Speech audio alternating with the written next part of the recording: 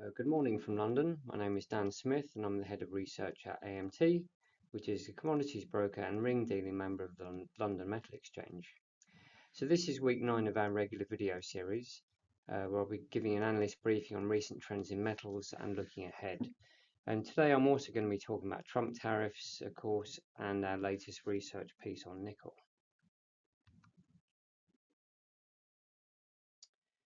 So in terms of the key drivers, clearly Trump tariffs are going to be the key thing. Let me just bring up my pointer. So here, number 5 really is going to be the key thing this week. But everything can happen, of course, with Donald Trump. We don't know quite what's going to happen next. So in terms of markets, we've seen a bit of nervousness starting to creep back into markets now ahead of potential US tariffs. And we've also seen a fall in technology stocks and Bitcoin pulling back and then rebounding. But the global equity index is down by 1.3% as a highlight here. And also the US dollar started to strengthen as well. So overall markets last week were in risk aversion mode. And you can see this here with US dollar getting stronger, stock markets down here and here. So in terms of the economic calendar, one of the key things we had out last week was Chinese manufacturing data, official data. So that actually came in slightly brighter than expected, slightly more bullish. So it came in at 50.2, up from the survey which expected 49.9, and actually the previous number is 49.1. So some sign there that the Chinese government stimulus is starting to have an impact on the economy. Looking ahead though, really, tomorrow is really T day, potential for a massive hike in US tariffs, and I'll talk about that shortly. And then towards the end of the week on the 7th of March, we get US non-farm payroll data.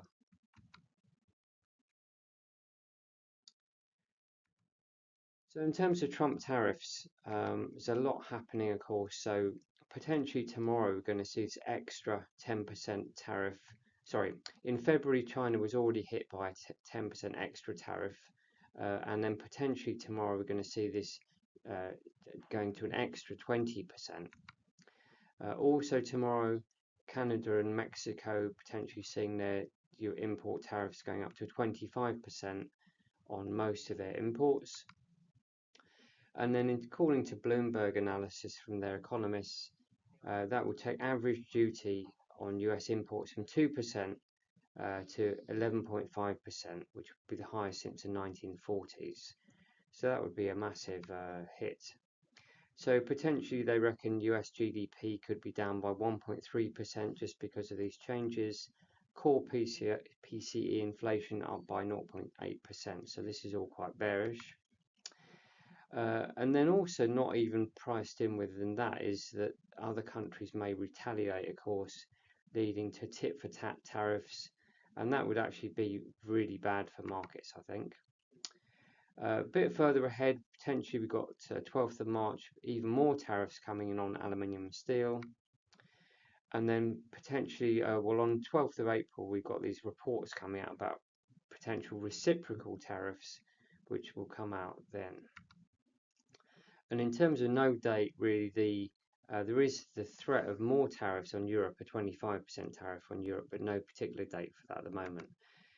So quite summarised quite nicely, I think, in the Financial Times this morning. This is their quote. So markets are increasingly dismissive of the tariff threat, raising the risk of big swings if the US president follows through on his promise to hit China, Canada and Mexico with these tariffs. So what we have is this weird situation now where there's all these tariffs that could potentially be imposed tomorrow. And so this presentation may be out of date quite quickly. But if they do get imposed, then markets are likely to fall quite sharply, I think. So definitely could be very volatile 24 hours and early tomorrow for markets. In terms of how base metals have been getting on amid all this uncertainty, so we did mention risk aversion starting to creep in, and indeed base metals have been marked down by a few percent week on week. So copper down about 2%. Aluminium down about 3% and zinc down about 5%. Tin also has tumbled actually, and that's really because of its own fundamentals. So something rather different, and that's because Myanmar is planning to restart mining, so that will somewhat soften fundamentals for tin. But interesting to see that actually tin is still up by 8% so far this year. It's actually still a leader.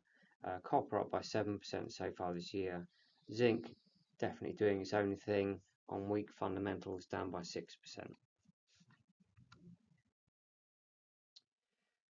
So that's it in terms of the big picture stuff. Now I'll talk about our latest research piece on nickel, which came out on Thursday last week. It's called Nickel Bulls Give Up the Ghost. So in terms of nickel, it's basically was following aluminium copper here, but then really disconnected from about May last year and has now turned pretty bearish.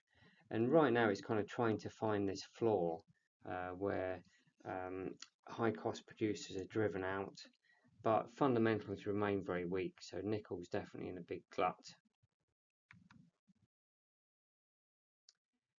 So we had the listing of extra brands by the LME for both China and Indonesia, and this helped the surplus that was trapped in class 2 move into class 1. So the previous glut that we had for nickel has really started to flood onto the LME. So we can see here that inventory started to rise here, continue to balloon here, and into early 2025.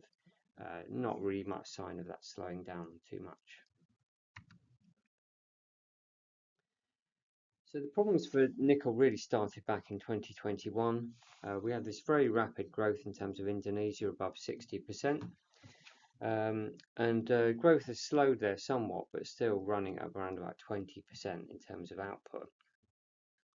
So nickel actually went from 21% of the market back in 2020 to just under 50% by the end of last year. So while growth is down from its peak, it's still running at a very hot level. So one small consolation is that China is now contracting modestly, as we show here. So some other producers are kind of being driven out by the tight raw materials market, and Indonesia holding on to its own raw materials. But overall, the picture looks quite gloomy in terms of supply.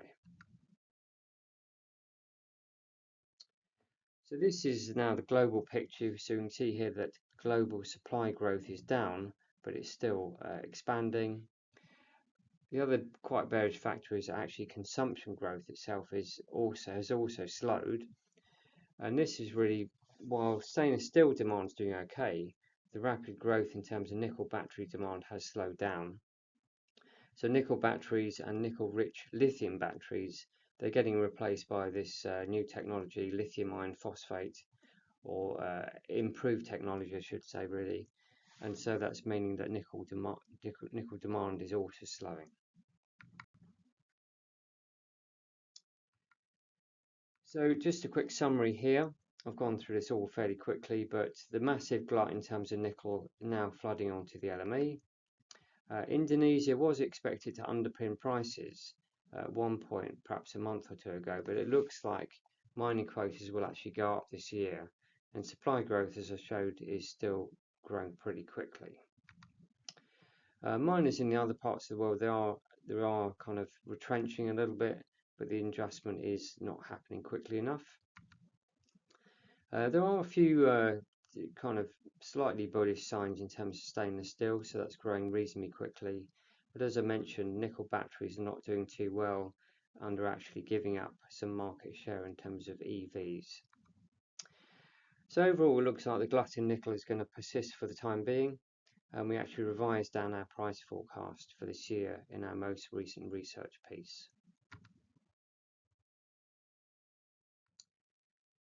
So here I've highlighted our latest research. So this is the piece I've been talking about just now, Nickel Bulls Give Up the Ghost. But you can find our other research pieces here on electric vehicles and zinc, for example. So that's all from me. I've gone through that all pretty quickly, but here's my contact details if you've got any more questions, and I look forward to speaking to you all again next week. Thank you very much.